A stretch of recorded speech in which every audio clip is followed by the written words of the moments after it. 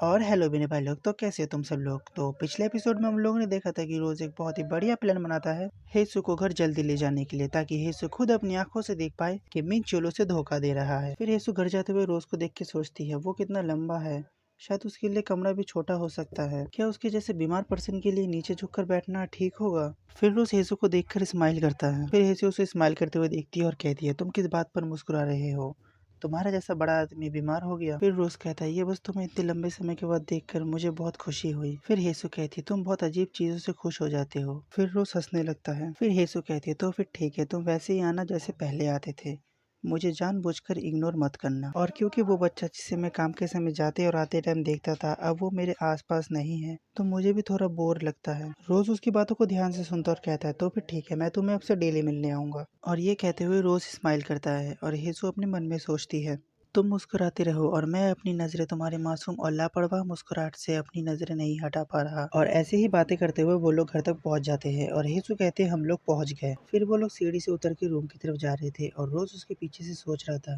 बिल्कुल सही दिन पर हम यहाँ पर आए हैं। फिर हेसु रोज से कहता है, तुम पहले भी यहाँ पर आ चुके हो तो तुम्हें पता है ना।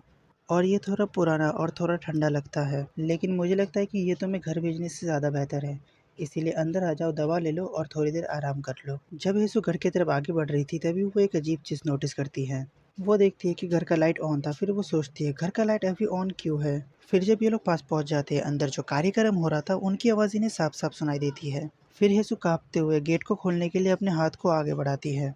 फिर हेसु डरते हुए सोचती है, लानत है मिंचुल, तुम सच में। फिर हेसु मिंचुल के साथ बिताए उन पुराने दिनों को याद करती है और कहती है, अडल्टरी प्यार को खत्म कर देती है, साथ ही भरोसा और फेथ भी। लेकिन जो यादें हमने बनाई है और हमारे सालों का भरोसा, ये हमारे हर चीज को तोड़ फोड़ देता है। फिर हमारा सीन हेसु की तरफ शिफ्ट होता है, जो अभी भी अपने कांपते हुए हाथ को लेके उस गेट के सामने खड़ी होती है। फिर रोज उसके पीछे आके कहता है, भागो मत, देखो तो प्लीज भागो मत और सुनो अपने प्यार के अंत तक। फिर हेसु सोचती है, एक कठोर आवाज जो मैंने कभी नहीं सुनी थी, वो मुझे सच्चाई दिखाती है। और हेसु अपने आंखों में आंसू लिए सोचती है, एक सुस्त आवाज जो मुझे बताती है ये प्यार जो बहुत समय पहले ही खत्म हो चुका है। रोज हेसु के हाथ को पकड़ के पीछे खींचते हुए कहता है, चलो चलते हैं यहाँ से हेसु। फिर हेसु चिल्ला के अपने हाथ को छुड़ाते हुए कहती है, मुझे जाने दो। ऐसा कह के वो दौड़ के घर के अंदर की तरफ चली जाती है। रोज हैरानी से बाहर खड़ा रहता है और सोचता है, मुझे लगा था कि तुम भाग जाओगी और मैंने इसकी उम्मीद बिल्कुल भी नहीं की थी। फिर इस रूम के अंदर से मिंचुल और एरी की बातें सुनती है, जहाँ पर एरी कहती है, मैं घर पर नहीं जाना चाहती। फिर मिंचुल कहता है, तुम्हें जाना होगा, हमें कल काम पर भी जाना है। फिर एरी कहती है, तो फिर तुमने मुझे आखिर तक यहाँ पर रुकने नहीं दिया, तो तुम मुझे मेरे घर तक छोड़ दो। जब मिंचुल और एरी ये सब बात कर ही रहे थे तभी पीछे से हेसु गेट खोलते हुए चिल्लाती है, मिंचुल। हेसु को देख के वो दोनों ही हैरान थे, लेकिन सबसे ज्यादा शौक तो मिंचुल था। मिंचुल कहता है, हेसु तुम अभी से यहाँ पर क्यों हो। और एरी कहती है, क्या ये वही मिंचुल का फैमिली मेंबर है। फिर हेसु अपने आंखों में आंसू लिए कहती है, मुझे बताओ मिंचुल, क्या मैं सिर्फ एक फैमिली मेंबर हूँ। मिंचुल और एरी दोनों कपड़े पहनने लगते हैं और मिंचुल सोचता है, धत तेरी की, अभी यहाँ पर क्या हो गया। फिर मिंचुल हेसु से पूछता है कि मैंने तुमसे पूछा है कि तुम अभी यहाँ पर क्यों हो। और हेसु रिप्लाई देती है, क्या ये अभी इम्पोर्टेंट है कि मैं अभी यहाँ पर क्यों हूँ। फिर मिंचुल कहता, काश तुम इतनी जल्दी यहाँ पर नहीं आए होते। फिर हेसु रोते हुए जाके मिंचुल के कपड़े पकड़ लेती है। फिर मिंचुल हेसु से कहता है, हाँ लानत है, नहीं चलो बाद में बात करते हैं। हेसु कहती है, कहाँ जा रहे हो, जल्दी मुझे जवाब दो। क्या हम दोनों सिर्फ एक दूसरे को जानते हैं, या फिर क्या हम दोनों सिर्फ एक दूसरे के फैमिली मेंबर हैं। फिर हेसु कांपते हुए कहती है, मिंचुल क्या तुम कह रहे हो कि 13 साल साथ में रहने के बाद हम सिर्फ एक फैमिली मेंबर है। फिर एरी मिंचुल को बहुत घिनौनी नजरों से देखकर कहता है, मिंचुल ये सब किस बारे में है। फिर मिंचुल कहता है, एरी ऐसा नहीं है। फिर एरी कहती है, मैं जा रही हूँ। ये कह के एरी वहाँ से जाने लगती है। फिर मिंचुल उसे रोकने की कोशिश करते हुए कहता है, एरी ऐसा नहीं है, मेरी बात सुनो, मैं तुम्हें बता रहा हूँ ये कुछ खास नहीं है। लेकिन एरी उसकी कोई सी बात नहीं सुनती और गाली देके वहाँ से जाने लगती है। फिर मिंचुल कहता है, हमारा शादी हो चुका है, लेकिन हमारा डिवोर्स बहुत समय पहले ही हो चुका है और यही सच है। वो परिवार भी नहीं है, वो बस एक अजनबी है। और अजनबी वर्ड सुनने के बाद हेसु शॉक हो जाती है और गुस्से से मिंचुल के बाल पकड़ के खींच लेती है। और मिंचुल अपने बालों को छुड़ाने की कोशिश करता है और हेसु से कहता है, हे हेसु क्या तुम पागल हो गए हो, मुझे जाने दो। और तुम लोग नीचे राइटर का रिएक्शन देख सकते हो। फिर हेसु कहते, नहीं मैं तुम्हें जाने नहीं दूंगी, तुम मुझे ऐसे कैसे कह सकते हो, तुम मुझे एक अजनबी कैसे कह सकते हो। फिर मिंचुल अपने हाथों को तेजी से झटकता है जिससे हेसु नीचे गिर जाती है। फिर मिंचुल बहुत गंदी तरीके से हंसते हुए कहता है, ठीक है, मैं इस तरीके से जीते हुए थक गया था, इसीलिए मैंने दूसरी औरतों को देखना शुरू कर दिया। वो जवान और प्यारी है और मैं उसके साथ कई बार सोया हूँ क्योंकि वो बहुत क्यूट है। और क्या ये काफ़ी है? और क्या?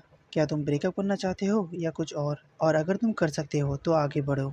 फिर मिंचुल एरी को ढूंढते हुए कहता है, क्या बकवास है, आखिर वो कहाँ चली गई? ऐसा कह के मिंचुल वहाँ से चला जाता है एरी को ढूंढने के लिए। हेसु वहीं पे बैठी रहती है जैसे उसने सब कुछ खो दिया, जिस पर्सन के लिए उसने इतनी सारी मेहनत की थी।